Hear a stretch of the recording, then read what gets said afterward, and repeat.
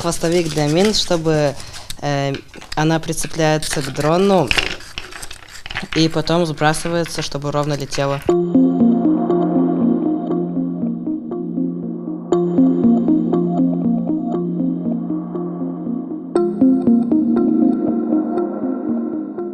А это, на первый взгляд, похоже на игрушку вещь, способную выполнять очень серьезную функцию. Хвостики мин подвешивают к квадрокоптеру, и при сбросе он помогает гранате лететь прямо в цель, не переворачиваясь в воздухе.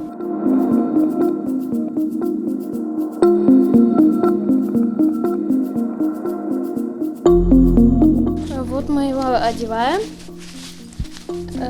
тут затягиваем, тут закручиваем. Получается так.